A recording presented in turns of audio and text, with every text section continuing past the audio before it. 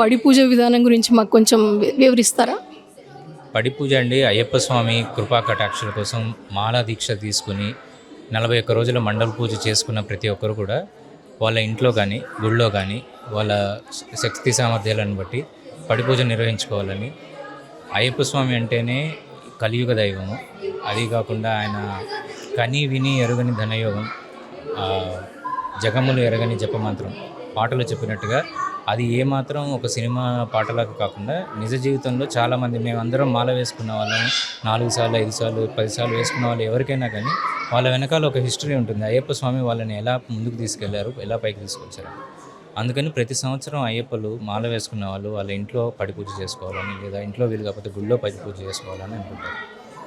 ఈ పడి పూజ మాల వేసుకున్న వాళ్ళు మాత్రమే, మండల దీక్ష తీసుకున్న వాళ్ళు మాత్రమే, 41 రోజుల మండల దీక్ష తీసుకున్న వాళ్ళు మాత్రమే, వాళ్ళకి మాత్రమే పడిని తాకే అర్హత ఉంటుంది, పడి వెలిగించే అర్హత ఉంటుంది. సో అలా 41 రోజుల మండల దీక్ష తీసుకున్న స్వాములందరూ చక్కగా ఇంట్లో కానీ గుళ్ళో కానీ చేసుకుంటారు. ఈ సంవత్సరం మా అదృష్టం, మా స్వాములందరూ కలిసి ఇట్లా గుళ్ళో చేసుకోవాలనుకుంటున్నాం. ఇక్కడ చేసుకున్నాను సంతోషంగా. గుడి వాళ్ళు కూడా సపోర్ట్ చేశారు. చాలా బ్రహ్మాండంగా జరిగింది. స్వాములందరూ చూశారు, భజన జరిగింది.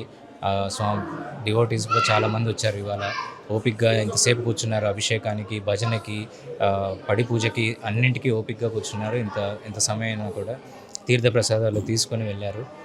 ఇంత పెద్దగా సియాటిల్లో అంటే ఇండియాలో మామూలుగా జరుగుతూ ఉంటాయి. అయ్యప్పలు 1000 మంది అయ్యప్పలు వచ్చిన పూజలు ఉన్నాయి, 2500 మంది అయ్యప్పలు వచ్చిన పూజలు ఉన్నాయి. కానీ సియాటిల్లో ఇట్లా మన దేశంలో ఇంత చక్కగా మన సాంప్రదాయం, మన పూజలు మనం చేసుకోగలడం, దానికి ఇంత పెద్ద స్పందన రావడం అనేది చాలా గొప్ప విశేషం.